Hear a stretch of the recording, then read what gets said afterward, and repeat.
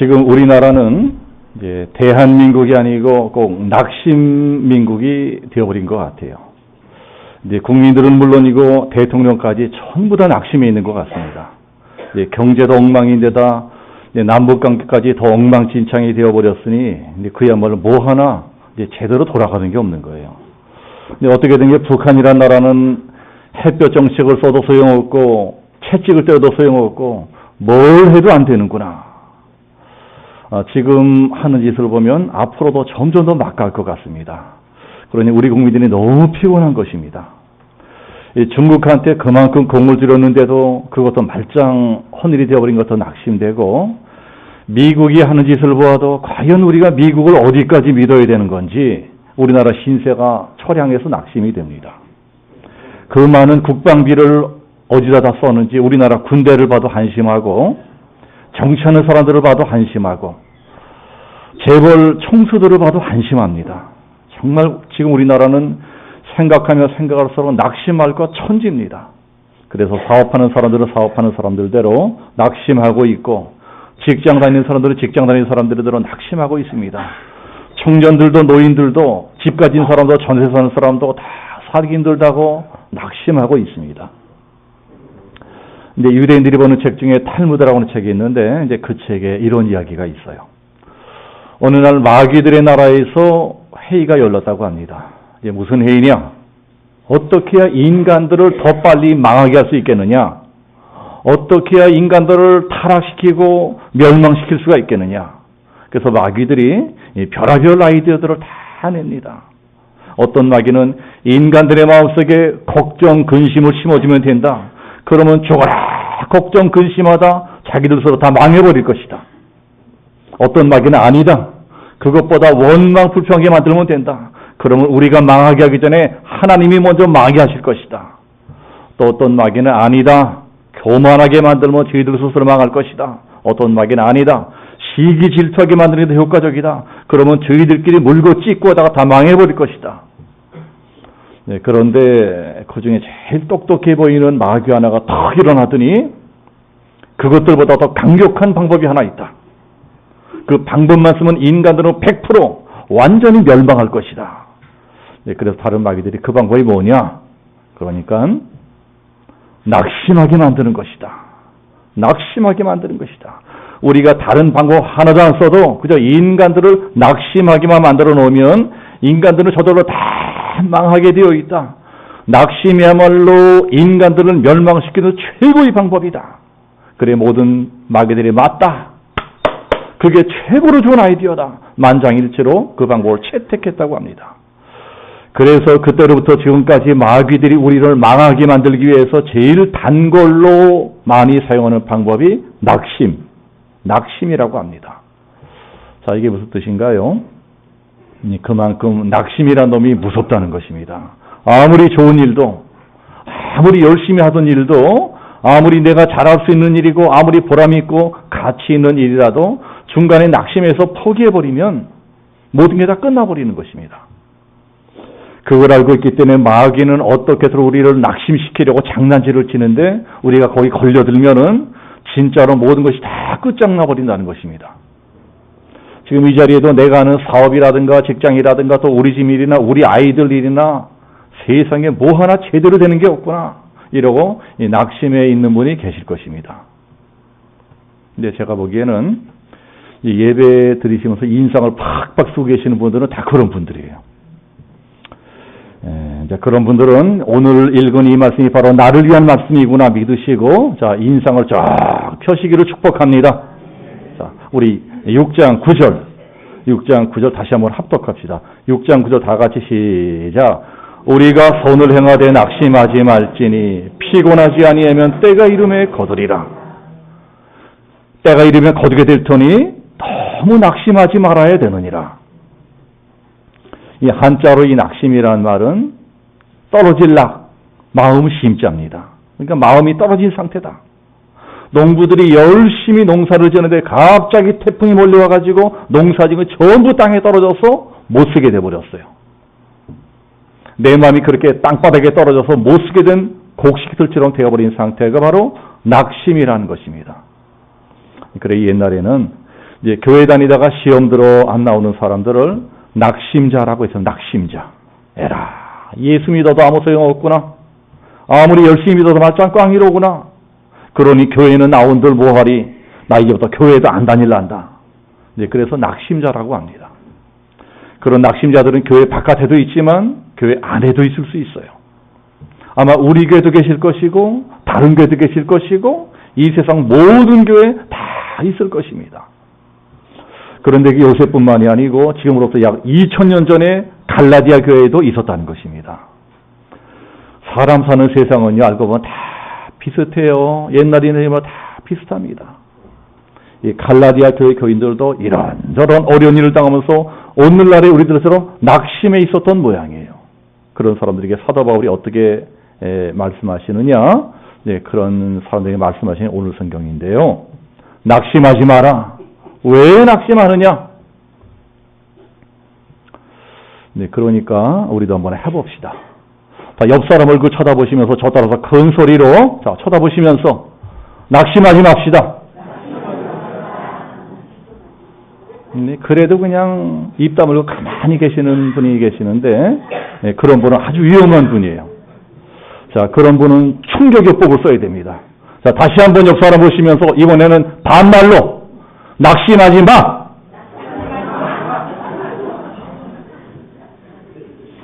이제 그러면 우리가 왜 낙심하지 말아야 되느냐? 이제 성경은 낙심하지 말아야 될 이유를 세 가지로 가르쳐주고 있습니다. 우리가 낙심하지 말아야 될 첫 번째 이유는 하나님이 내 모든 형편과 처지를 다 알고 계시기 때문이다.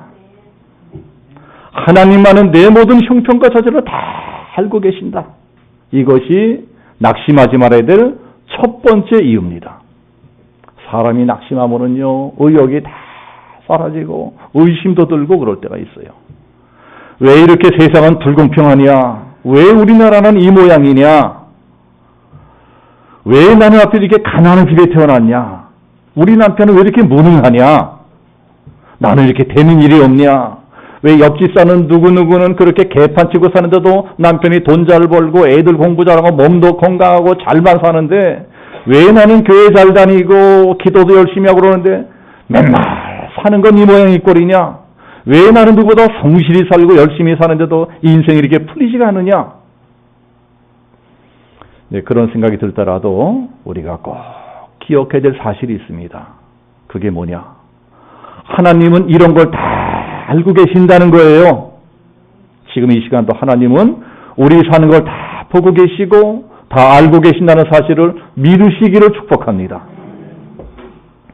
마가복음 6장 보면 이런 말씀이 있어요. 예수님께서 이제 제자들에게 명령을 하십니다. 얘들아, 너희들 빨리 갈릴리 바다 저 건너편으로 빨리 건너가라. 성경 보면 제자들을 재촉하셨다고 나와 있어요. 빨리 바다를 건너가라.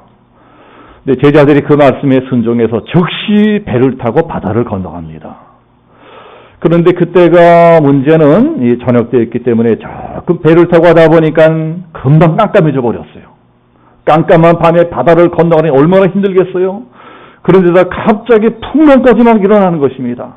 그래서 제자들이 죽기 살기로 노를 졌는데도 파도가 워낙 강하기 때문에 배가 막 뒤집혀 버릴 것 같아요. 큰 위기에 빠졌습니다.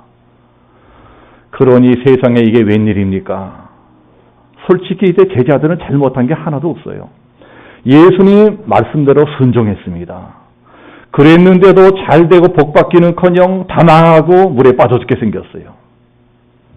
이제 우리도 신앙생활하다 보면 이제 가끔 그런 일을 만날 때가 있다는 것입니다. 말씀대로 순종했는데도 어려운 일이 생겨요. 말씀대로 사는데도 힘든 일이 생겨요. 그럼 의심도 생기고 원망, 불평도 생겨납니다. 제자들도 마찬가지였을 거예요. 우리는 그저 예수님이 가라고 해가지고 왔을 뿐인데 왜 이런 일이 생기느냐? 왜 거기 그냥 이렇게 내버려 두시지? 이 밤중에 우리를 바다로 내보내서 이 고생을 하게 만드시느냐? 우리가 여기서 이 고생하고 있는 거를 저 높은 산 위에 계신 예수님께서 알기나 하시겠느냐? 그러나 마가복음 6장 보면 이제 뭐라고 말씀하시는 거 아니? 제자들이 괴로이 노젓는 것을 보시고 예수님은 이미 제자들이 그러는 걸 다 보고 계셨다는 거예요. 근데 지금 제자들이 뭐 하고 있어요? 막 의심하고 불평하면서 우리가 이 개고생하는 거 예수님은 알고나 계시겠느냐? 그러나 예수님은 제자들이 그 고생을 다 보고 계셨습니다. 어디서요? 이 산 위에서 기도하면서 다 보고 계시고 다 알고 계셨다는 것입니다. 우리도 마찬가지예요.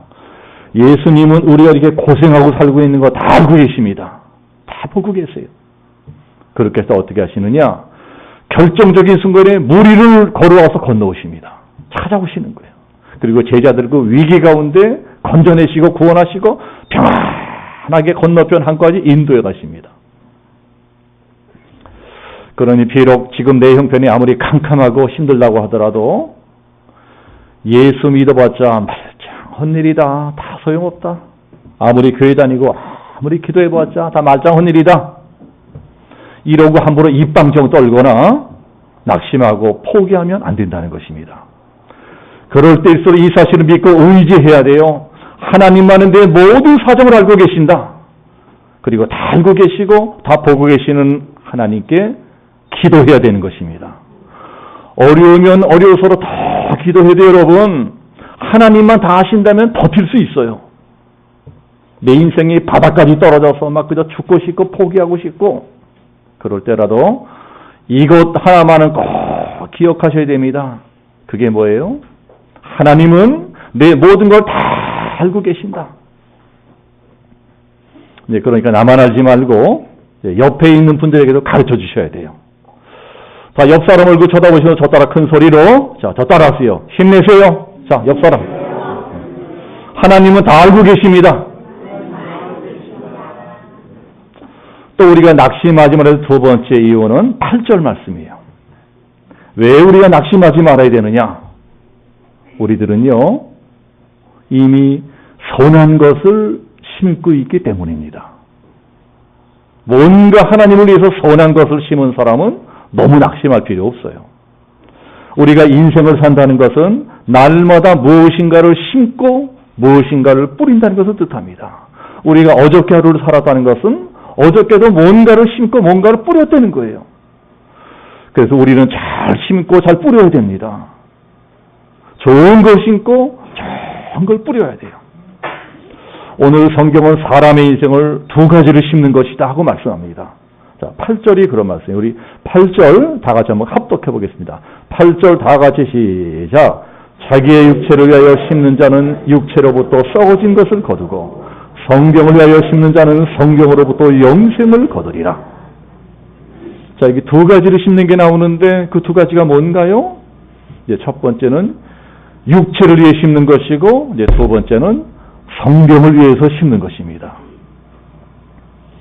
혹시 지금 이 자리에 뭔가 내 인생이 잘 풀리지가 않아서 막 낙심하고 이제 이런 분이 계시다면 먼저 이런 걸 생각해 봐야 돼요. 이제 그게 뭐냐면 내가 지금까지 살아오면서 과연 무엇을 심었느냐 하는 겁니다. 나는 그동안 어떻게 살았느냐? 나는 과연 육체를 위해 심는 인생을 살았나? 아니면 하나님을 위해서 선한 것을 심는 인생을 살았나? 이제 선한 것을 심었다는 것은 하나님의 말씀대로 순종했다는 거예요.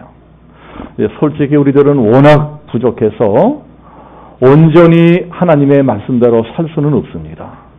그러나 그렇다 치더라도 그래도 어떻게 해서든 아주 작은 일이라도 하나님의 뜻대로 살아보려고 애를 쓴 것이 있다면 그게 바로 뭔가 선한 것을 심는 인생을 살아온 것입니다.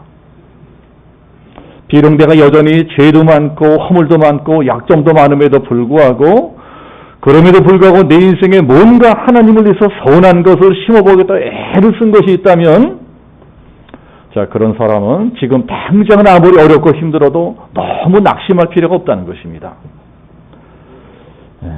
때가 되면 반드시 거두게 돼요. 그런 사람은 하나님이 책임져 주십니다. 다 죽게 된 것 같다가도 기적적으로 다시 살아나게 되고 다 망하게 되었다가도 그것이 도리어 전화위복이 돼요. 그래서 선한 것을 심은 인생은 언제나 무슨 인생이 돼요? 전화위복의 인생이 됩니다. 이 땅에서도 언젠가는 복을 받게 되어 있고 맨 나중에는 영생하는 천국을 얻게 되는 것입니다.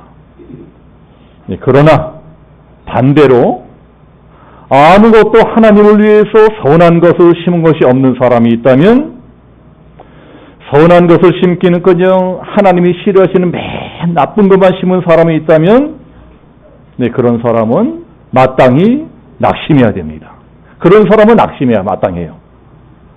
내가 이렇게 잘못된 인생을 살고 잘못된 씨만 뿌렸더니 과연 내 인생이 엉망진창이 되었구나, 되는 게 없구나.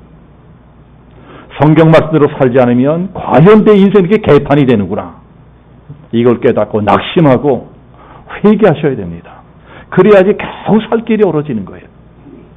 그러나 아주 작은 거라도 뭔가 하나님에서 선한 씨앗을 뿌리며 산 게 있다면, 비록 그 씨앗이 아직 결실을 맺지 못하고 아직 내 인생에 어떠한 보상이 주어지지 않아서라도 너무 낙심할 거 없다는 거예요. 적어도 우리 인생의 밭에 그런 선한 씨앗이 하나라도 뿌려진 것이 있다는 걸 하나님이 알고 계시기만 한다면, 언제고 반드시 그 뿌린 씨앗을 100배의 결실의 축복으로 갚아주실 날이 다가온다는 것입니다. 자, 이게 바로 낙심하지 말아야 될 세 번째 이유예요. 우리가 낙심하지 말아야 세 번째 이유가 뭐라고요? 심은 것은 거둘 때가 반드시 다가온다. 축복의 때가 반드시 다가오리니 너무 낙심하지 마라. 이제 전도서 3장에 보면 이런 유명한 말씀이 있습니다. 천하의 범사가 기한이 있고 모든 목적이 이룰 때가 있나니 날 때가 있고 죽을 때가 있으며 심을 때가 있고 심은 것을 뽑을 때가 있으며. 농사도 그렇지 않은가요? 심을 때가 있다면 반드시 거둘 때도 있는 것입니다. 그런데 문제는 심는 때와 거두는 때 사이에 인터벌이에요. 인터벌. 즉 시간이 걸리는 것입니다.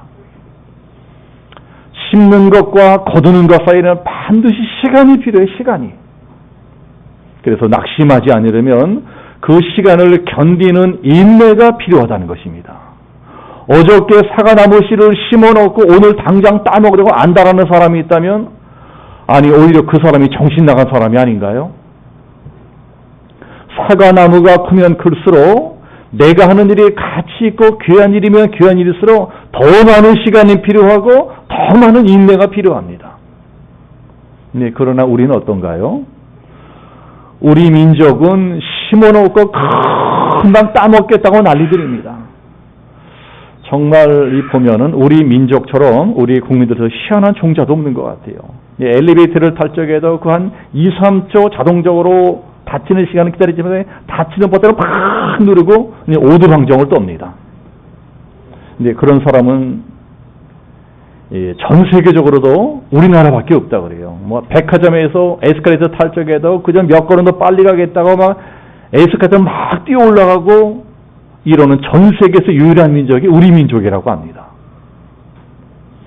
그러니 교회에서도 나오자마자 당장 복 받겠다고 난리들인 거예요. 빨리 축복해달라고 하면 하나님도 윽박지릅니다. 종주먹대고 나 빨리 축복해주라고 하면 종주먹대는 거예요. 하나님 뭐 하십니까? 빨리 축복해주세요. 네, 그러니 저 같은 목사들이 얼마나 목회하기 힘들겠어요. 겨우 한 몇 년 교회 다닌 사람이, 겨우 한 몇 달 새벽기도 나온 사람이 기도 빨리 응답을 해서 낙심하고 삐지고 뭐 교회 나온다 안 나온다. 그러면은요 목회하기 참 골 때립니다. 하여튼 우리들은 뭐든지 당장 생겨야 되고 빨리빨리 얻으려고 해요. 그러나 성경은 뭐라고 말씀합니까? 시간이 필요하다. 씨를 심었으면 열매가 맺힐 때까지 기다릴지도 알아야 되는 법이다. 혹시 이 자리에 그 시간을 기다리지 못해 낙심한 분이 계십니까? 이제 그러한 분들은요 히브리서 3장 말씀을 봐야 돼요. 히브리서 3장 말씀에는 너희가 피곤하고 낙심치 않게 오래 참으신 그분을 생각하라. 예수님을 생각하라는 거예요.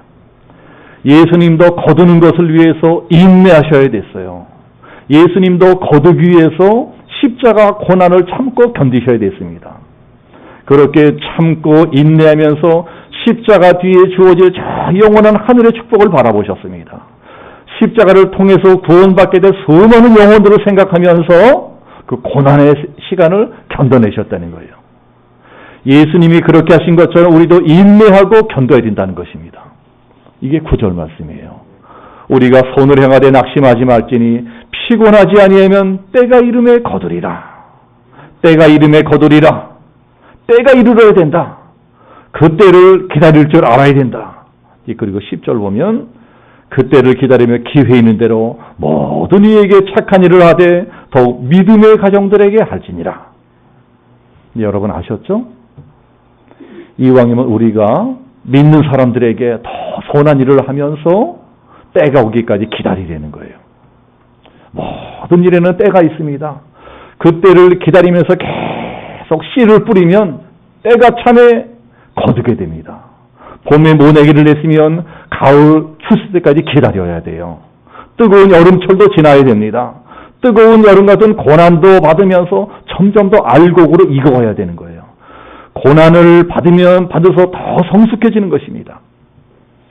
아무리 좋은 씨를 뿌렸고 아무리 열심히 일을 많이 했다고 치더라도 때가 되기 전까지는 절대로 열매가 생기지 않는 거예요. 우리가 정말 좋은 씨를 뿌렸고 열심히 일했고 성실하게 일했다면 열매를 거둘 때까지 그저 넉넉히 기도하면서 참고 기다려야 됩니다. 그러면 때가 참에 반드시 30배, 60배, 100배의 축복의 요시를 거두게 되어 있다는 것들을 믿으시기를 축복합니다. 19세기 영국에 스탠리라고 하는 큰 부자가 있었어요. 그 사람은 아주 사업하는 능력이 뛰어나서 하는 사업마다 승승장구하면서 큰 돈을 번 사람인데 어느 날 투자자로부터 저 아프리카 어느 지역에 어마어마한 규모의 금광이 숨겨져 있다. 이런 정보를 입수합니다. 이건 정말 대박 중에 대박이다. 그래서 부랴부랴 저명한 광물학자들을 초빙해서 탐사를 시작했습니다. 그리고 금맥이 묻혀있을 만한 땅을 한 곳 발견하고 엄청난 장비와 인력을 동원해서 금강을 파고 들어가는 거예요. 그렇게 한 달, 두 달, 세 달, 네 달, 다섯 달, 여섯 달 계속 파고 들어가고 또 파고 들어가는데도 아무것도 나오지 않아요. 아무것도 나오지 않아. 그래 광물학자들 이것이 어떻게 된 일이냐? 당신들이 분명히 여기에 금이 묻혀있을 거지 않느냐? 광물학자들이 우리들이 조사한 바로는 이 땅은 반드시 금맥이 있는 것입니다. 그래 조금만 더 파봅시다. 그 말 듣고 또 파고 들어가고 또 파고 들어가도 이상하게 아무것도 나오지 않아요. 이럴 수가 있나? 이럴 수가 있나? 내가 속았나? 내가 미친 짓을 하고 있는 것이 아닌가? 그래 그 사람이 너무 낙심해서 아니다. 당신들이 뭐라 그래도 이 땅은 금이 나올 땅이 아니다. 금이 나올 땅이라면 벌써 나왔지. 이만큼이나 깊이 파고 들어가는데도 아무것도 나오지 않는다면 이건 필경 우리가 헛다리 짚은 것이다. 하고 낙심해서 그 땅을 다른 광산업자에게 헐값으로 팔아버립니다. 그리고 도로 영국으로 돌아가 버렸어요. 그러나 그 광산을 헐값으로 사들인 광산업자는 스탠리라는 부자가 파다만한 광산을 계속해서 파고 들어갑니다. 그런데요, 거기서부터 불과 1m를 더 파고 들어가니까 어마어마한 규모의 금맥을 발견했습니다. 과연 알고 보니 그 금강은 아프리카 최대의 금매장지였고 그러한 금맥을 발견한 그 광산업자는 유럽 최고의 갑부가 됩니다. 19세기에 있었던 일이에요. 그 사실을 뒤늦게 알게 된 스탠리라는 사업가가 어떻게 했을까요?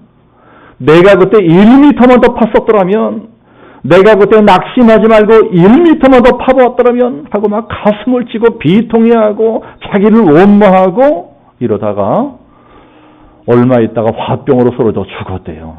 죽었어요. 우리가 학교 다닐 때 다 배운 것처럼 이제 물이 끓는 온도를 비등점이라고 합니다. 비등점. 또 물이 어는 온도를 빙점이라고 합니다. 물이 몇 도에 끓어요? 100도에 끓잖아요. 또 물은 몇 도에 옵니까? 0도에 얼잖아요. 물의 온도가 99도까지 올라가도 절대로 끓지 않아요. 꼭 비등점인 100도가 되어야 끓는 것입니다. 또 물의 온도가 영상 1도까지 내려가도 절대로 얼지 않아요. 정확히 빙점이 0도가 되어 오는 것입니다. 여러분, 기도도 마찬가지예요. 죽어라 기도하다가도 꼭 99도에서 포기하는 사람이 있더라고요. 어느 교회나 그런 사람이 꼭 있습니다. 이제 전에 우리 교회도 있었어요. 아무리 새벽 기도하고 철야 기도해도 다 소용없구나. 이만큼 기도했는데도 아무 응답도 없으니 더 이상 기도한들 무슨 소용이 있으랴. 에라, 다 때려쳐버리자. 봉사하고 헌신하는 일도 마찬가지예요. 열심히 헌신하고 충성하다가도 99도에서 딱 포기해버려. 99도에서. 내가 하나님을 위해서, 교회를 위해서 이렇게 열심히 일하고 충성하고 선한 일을 하려고 애썼는데도 뭐 하나 제대로 되는 일이 없으니 에라, 내가 이 고생을 한들 뭐하리. 다 때려쳐버리자. 교회도 안 나와요. 교회를 떠납니다. 그런 분들은 절대로 어떤 응답도 축복도 받을 수가 없습니다. 여러분, 내가 이렇게 열심히 기도하는데 왜 응답이 없느냐? 왜 하나님이 내 기도는 들어주시지 않느냐? 내가 이렇게 하나님을 위해서 선한 일을 하고 봉사도 하고 충성도 하는데 왜 하나님이 나에게는 복을 주시지 않느냐? 왜 이렇게 내 인생이 풀리지 않느냐? 낙심한 분 계십니까? 그래도 포기하시면 안 됩니다. 누가 알아요? 지금 여러분들의 기도가, 여러분들의 헌신과 충성이 비등점 바로 앞인 99도에 아닌지 누가 알아요? 1도만 더하면 그때는 진짜 끓는 거예요. 끓는 거예요. 1도만 더하면 진짜 축복과 응답이 주어지는 것입니다. 그런데 그 1도를 더 못하고 낙심해서 포기해버린다면 이제껏 열심히 쌓아올린 99도까지 다 물거품으로 돌아가 버립니다. 네, 그러니 우리 양지명교회 성도님들 절대로 낙심하거나 포기하시면 안 됩니다. 때가 차면 반드시 거두게 될 것입니다.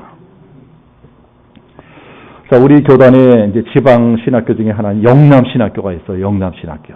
그 영남신학교를 졸업하고 대구에서 전도사 때 교회를 개척한 어떤 목사님이 있었어요. 뭐 여기 양주도 마찬가지지만 대구는 워낙 불교나 무속신앙이 깊이 뿌리내린 곳이라서 대구에서 교회를 개척하고 부흥시키는 정말 힘든 일이라고 한답니다. 그 목사님 교회도 마찬가지였어요. 아무리 열심히 기도하고 전도하고 아무리 발버둥 쳐도 영 교회가 부흥하지 않는 거예요. 1년이나 3년이라도 교인이 한 명도 없어. 목회자도 사람인지라 해도 안 되면 영적인 탈진 상태가 올 때가 있습니다. 사실 저도 개척하고 지금까지 오면서 이제 그럴 때가 많았어요. 그 목사님도 영적으로 완전히 탈진해서 기진맥진 어느 날 쓰러지고 말았습니다. 그렇게 쓰러져서 막 비몽사몽 헤매고 있는데 갑자기 하나님의 음성이 들려왔다고 합니다. 얘야, 이 목사야, 너 왜 이렇게 쓰러져 있느냐? 너 왜 이렇게 낙심해 있느냐? 그래서 그 목사님이 하나님, 아무리 열심히 기도하고 전도해도 아무도 믿으려는 사람들이 없습니다. 보세요. 예배당에 한 사람도 없습니다. 아무리 열심히 노력해도 교회가 너무나 부흥하지 않습니다. 왜 이렇습니까? 내가 이렇게 열심히 하는데 왜 이렇습니까? 이런데도 내가 과연 목회를 계속해야 됩니까? 그러자 하나님께서 예배당 창문 바깥에 보이는 사과나무를 가르치셨대요. 얘야, 저 사과나무를 보아라. 내가 이렇게 날마다 뜨거운 햇빛을 내리 쪼여주고 바람도 보내주고 농부가 날마다 열심히 걸음을 준다고 해도 저 나무는 심은 다음에 최소한 7, 8년 정도는 지나야지 그 다음부터 사과 열매를 맺게 되는 거야. 너도 마찬가지란다. 그러니 지금 열매가 없다고 너무 낙심하지 마라. 때가 차면 네가 뿌린 것들을 반드시 추수하게 되는 그날이 다가올 것이다. 이런 하나님의 음성을 듣고 그 목사님이 다시 일어났어요. 다시 일어나서 열심히 기도하고 전도하고 열심히 목회해서 그때로부터 45년이 지난 지금은 그 교회가 대구 영남 지역을 대표하는 큰 교회가 되었습니다. 그러나 만약 그때 그 목사님이 낙심하고 좌절해서 포기해버렸다면 결코 오늘날의 그 교회도 그 목사님도 있을 수가 없었을 것입니다. 그리고 저도 그렇고 우리 양주명성교회 성도들도 그렇고 지금 당장 어렵다고 너무 낙심할 거 없어요. 때가 되면 거두게 될 것입니다. 우리나라도 북한 때문에 너무 낙심할 거 없어요. 우리는 그동안 북한 땅에 좋은 것을 많이 심었습니다. 쌀도 주고요, 의약품도 주고, 솥대도 보내주고, 체육관도 보내주고, 달러도 주고, 많은 것을 주었습니다. 그래도 북한이 우리에게 돌려준 것은 무장공비고, 칼기 폭파고, 천안함 폭침이고, 연평도 폭격이고, 핵무기고, 미사일밖에 없어요. 그래도요, 우리가 북한을 위해서 열심히 심은 것들은 어디 사라지지 않아요. 그게 어디 가겠어요? 선한 씨앗을 심었으니까 언제고 반드시 선한 결실로 돌아올 것입니다. 다만 문제는 아직 때가 되지 않은 것밖에 없어요. 그러나 때가 차면 반드시 통일로 돌아올 것입니다. 때가 차면 반드시 우리 민족의 번성으로 돌아올 것입니다. 우리 성도님들도 마찬가지예요. 만약에 지금 이 자리에 내가 이렇게 열심히 교회 다니고 기도도 열심히 하는데 왜 나는 아직도 이렇게 되는 게 없나? 낙심한 분이 계시다면 오늘 성경이 말씀하는 하나님의 음성을 들으셔야 됩니다. 근데 하나님이 지금 뭐라고 말씀하신다고요? 너 왜 이렇게 쓸데없이 낙심하고 있니? 게임은 아직도 끝나지 않았어. 뭐라고요? 아직도 게임은 끝나지 않았다는 거예요. 아직도 경기는 진행 중이야. 아직도 네 인생은 진행 중이야. 야구도 9회 말 투아웃부터라는 말이 있는데 네 인생도 마찬가지야. 네 인생 다 끝났어? 야 이놈아, 네 인생 다 끝나지 않았어. 계속 기다려서 조금만 더 기다려봐. 그러면 역전될 거야. 때가 차면 더 좋은 것을 거두게 될 거야. 우리 오늘 성경 9절 말씀 다시 한번 같이 합독합니다. 자, 9절 다 같이 시작. 우리가 선을 행하되 낙심하지 말지니 피곤하지 아니하면 때가 이름에 거두리라. 자, 아셨죠? 왜 낙심하지 말아야 된다고요? 첫 번째, 하나님이 내 모든 형편을 다 알고 계시기 때문이에요. 자, 두 번째, 우리들이 이미 하나님께 무엇인가 선한 것을 심고 있기 때문이에요. 세 번째, 그렇게 심은 것은 반드시 거둘 때가 다가오기 때문입니다. 그러니 낙심하지 말고 1미터만 더 수고해라. 낙심하지 말고 1도만 더 기도해라. 1도만 더 기도에 물을 끓여라. 이 한 주간 동안 이 말씀을 기억하시면서 낙심하지 말고 기도하리라. 낙심할 시간에 하나라도 선한 것을 심으리라. 낙심할 시간이 있으면 한마디라도 더 기도하리라. 결단하고 실천하시는 우리 양주명성교회 모든 성도들 되시기를 예수님의 이름으로 축복하며 기도합니다. 우리 함께 기도하겠습니다.